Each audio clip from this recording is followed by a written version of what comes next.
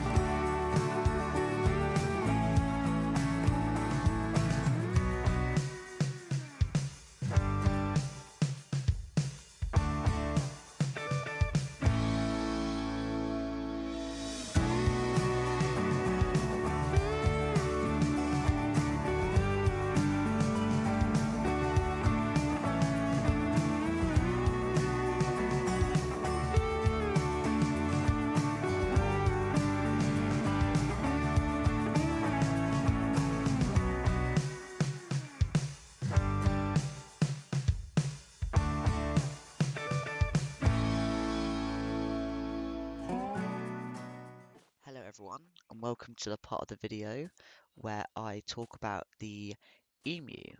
Um, One of my favourite um, birds. I love the colours on them, especially in the game. Planets who do such a good job with this animal.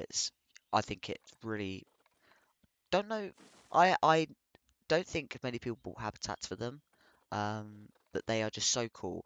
They're actually known as the giant kiwi because they're the closest re- relative, and just look, I don't know, I just think they look so cool. You can get lots of different variations. Some are more orange, some are more blue, some are more like white. So many cool things. There's not many. Um, well, there is quite a lot in the world. They're not too in the thingy. They're in the least concerned bracket, but they have had some funny history. I must say that. Um, but yeah, they're really funny. But yeah, they're a flightless bird, the kiwis. So they are a ratite. But yeah, they inhabit very sort of woodland, savanna sort of habitats, but mostly near the coast.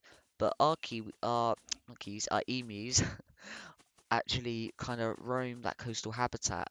I kind of like the fact we have that idea going on, and I think how the upper level is more tropical, and then the lower level, which is where the emus and kangaroos are very sort of coastal, which I kind of like. But yeah, also I really struggled finding inspiration for the emu. Not many people have done an emu habitat by the looks of it, specifically more tropical side of it rather than like if you've ever seen New Zealand landscape, it's not very savanna-y, sort of like badlandish that Australia is. It's where emus are. It's very temperate and yeah, very woodland more. Um, but yeah, I don't think I don't know if they're in New Zealand. I don't think they are. They're just Australia. Um, but yeah, in our one's l- flightless kiwi. Yeah, New Zealand. But yeah, let's move on.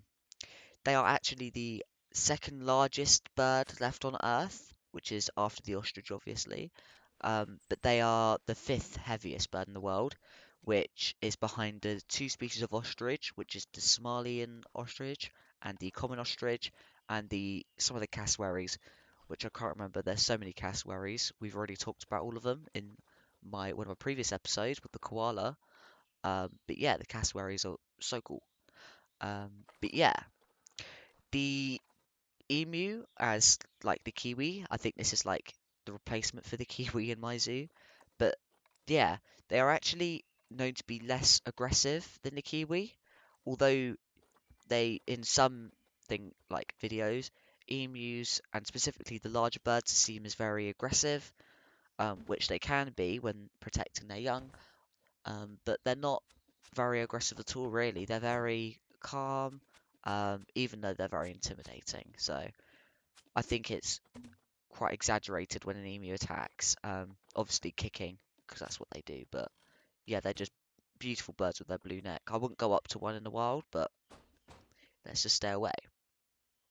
Um, but yeah, so the emu and the flightless birds, I don't think we talked about this before, but they evolved from flying ancestors, which is funny, which is from the supercontinent, which is called Gondwana. And as it moved apart by these continental plates over many years or eons, as they say. What happened was is the birds flew onto an island. They kind of lost their ability to kind of get away from the island, so they've adapted to stay on the floor. And when they flew to those islands, there wasn't any predators. So rather than having to fly to get out of their way and move to another island, they found an area where there's no predators. So they've, over time, this takes ages by the way, they slowly grow their legs longer, wings smaller, and there you go. So the first one you get is the African sort of continent, which is where the ostriches have appeared. And then as you go, they branched off into the rheas, which is, I'm pretty sure, South America. I'm pretty sure. Yes, I know they are.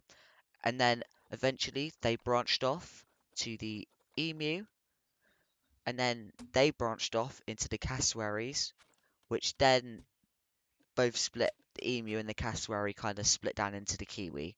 So it's quite not complicated, but interesting how that's done. It's quite clearly seen with the common and pygmy hippos, how that kind of so different. It's amazing, really.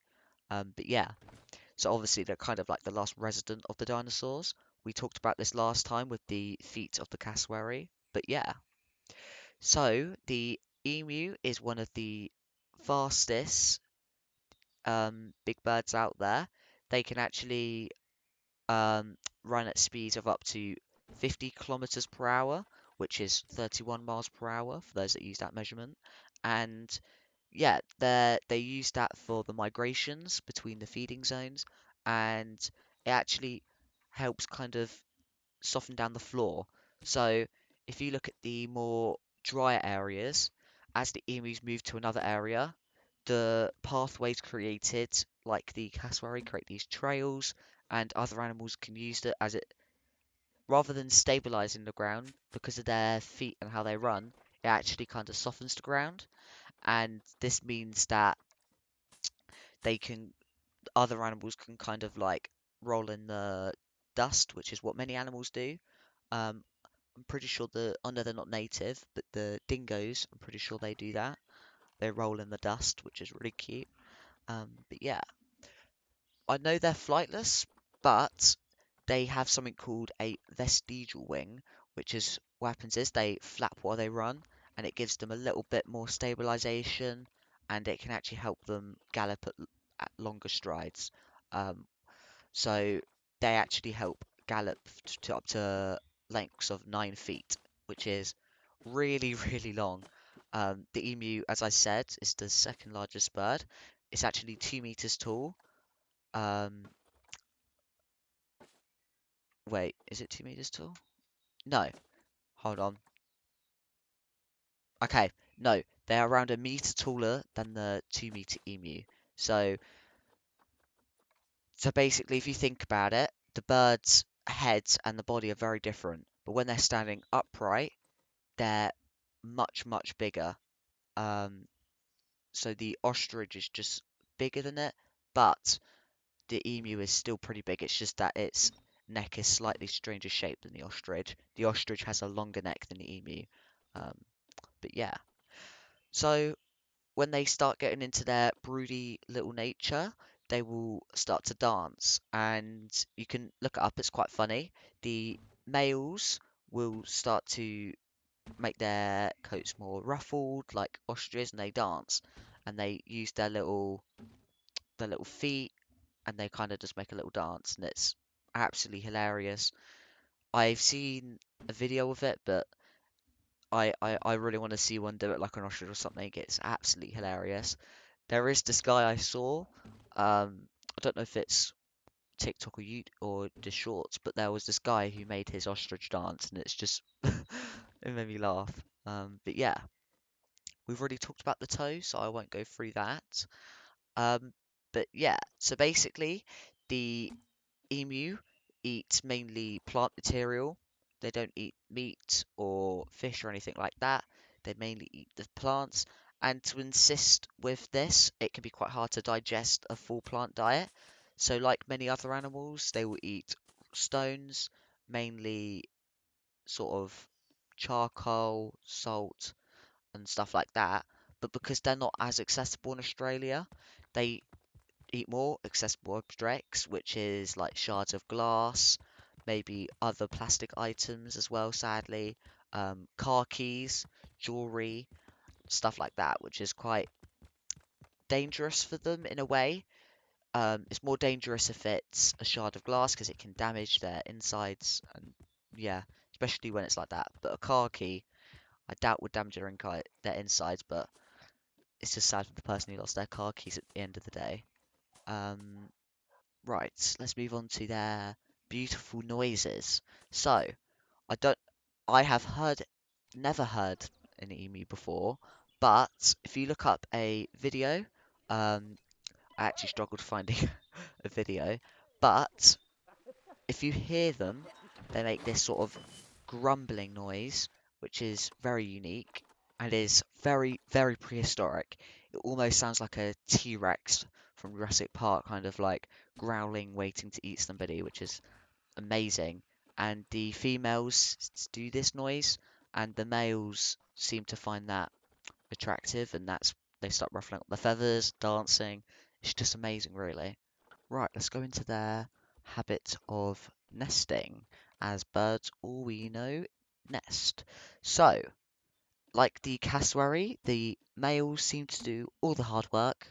They will find the nesting location, build the nest, lay on the eggs, look after them when they hatch. They'll do everything. And the females, all they do is they lay the eggs, and that's it. So, what happens is after the breeding, the female will lay the eggs on a nest, which the male will make. What happens is when she lays them, the female will run off, and the male will sit on them for about 2 months, which is 24/7. He'll sit on there day, night, forever. He will not eat. He will not drink. He will not go poo. He will not go toilet. He won't do anything. He will sit on those eggs, which can be up to 25 eggs, huge amounts. They're massive eggs for 2 months. And when they hatch, the male will be very aggressive. And this is when I said that emus can attack. They actually are known to go after the females, um, which go near them during the incubation. Even ones that stick around to kind of just check on him, they will still. And in fact, when they hatch, the father will look after them for another 7 months while they grow up. And this is about the largest time emus stick together. As you can imagine, if there was 20, let's say, eggs and they all hatch and they all survive, there'll be one male, maybe a female, and there'll be 20 babies. That's 22 in a group, which is huge. Um, so yeah, this is a massive group that happens, and they will communicate, and it's the most social time of their lives. And then they kind of just split up, like at school. But yeah, let's go on to some of the stories about the emu. So, in 1932, there was something called the Great Emu War, which is where the European colonists, when they set up, they decided that the native habitats, they just didn't feel welcome, and none of the wildlife seemed to want them there. So they thought, let's send out and just get rid of everything. So all the locals, such as the farmers, the ex-soldiers in the village, even some of the people who lived there, just in general, did random jobs. They actually decided to let's go out and cull some of them. So what they did was they ran out there, got their guns out, and they started to kill them. But they actually got outsmarted by the birds, and in fact, they only killed about several emus at the peak of the war. Um, and then eventually they started getting it, and there was about 100 birds per week. And then it topped about 986 dead emus, um, which is about a rate of 10 bullets used per bird. Which you might think 986 dead emus, that's a lot. That's not. This is all over Australia. They killed 986 emus. It's awful. Absolutely awful. They got outsmarted, and it was just such a bad idea. And then eventually it started getting worse. And in fact, the government um, decided that they weren't trying to mass exterminate them. People were getting angry, saying, "Why are you killing the emus?" The Aboriginals were like, "We don't like this. What are you doing?" And the government said, "No, no, no, no. We're not doing that." And then they said, "Well, let's come up with a more effective way then if they want to kill emus." So what they've done is they've set up a bounty system. It's the most stupidest idea ever, where they gain money every time they bring back an emu, or when they claim the life of an emu. And actually, over 50,000 emus died, but the population was still growing. So there wasn't, in fact, a big loss. It was just kind of steadily going up, steadily going down. Very short variations. Not much really happened to them. But then eventually, later on, they found the best way to conserve them, and that was by building a little picket fence. And they didn't like that. It ruined their track. They didn't break them. They just didn't want it there, so they moved away. And in fact, I think that is more slow and steady wins the race because they haven't gone for such a huge roar when they go out. They just decided just to do a little picket fence, and it sorted the problem. But yeah, as I said, they're least concerned now, so you don't have to worry about emus going extinct. I'm pretty sure many generations can see the emu. Um, I have seen a rhea, an ostrich, a cassowary, not an emu, I don't think. I might have seen an emu before, but I don't remember. Anyway, that is the end of my emu facts of the video, and yeah, I will see you at the end of the video. Bye.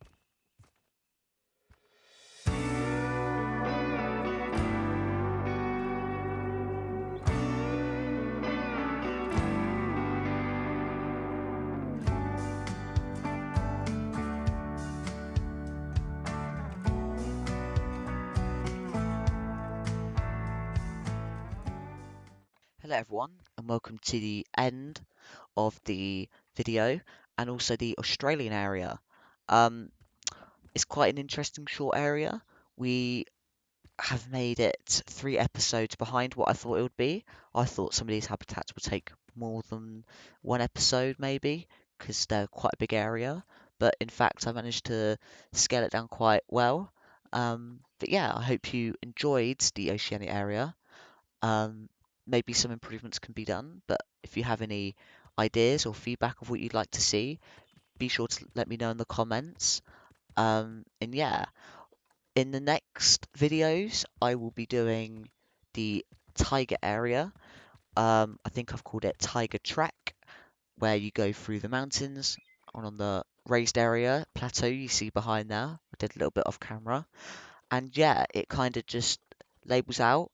And a bit more off camera I've done. I have, well, I haven't done it yet, but I am planning to add a arch with the log going over saying Tiger Track. And I'm not too sure how I'm going to do this. I'm thinking of doing a train ride, maybe, because we've only got one ride and I'd like to do another. I'm thinking of doing a train ride from the start of the Oceania, yeah, the Oceania area, and then we go around the edge of the tiger track on the mountain range, I'm thinking, and then as we go around, um, we can go past the. I'm thinking elephants because as we said in the elephant video that we're gonna do another viewing centre for them, but I think that's too ambitious of a project because it's quite far around, and the tiger track isn't going to be that big of an area. So instead of that, I think we're just going to go a little circuit around the area, and yeah, I hope it turns out well. But yeah, we'll see how we get on the next video. I'm not too sure what animal I'll do, but we will see. Anyway, please, could you subscribe to this channel and like this video? That'd be greatly appreciated. Yeah, and if you also want to leave a comment, if you want to be named after an animal, or if you even want to be like anything really, comments, feedback. I don't care what you want to say in the comments. I love reading them and I like hearing from you. So yeah, I'll see you on the next one where we start the new area. Bye.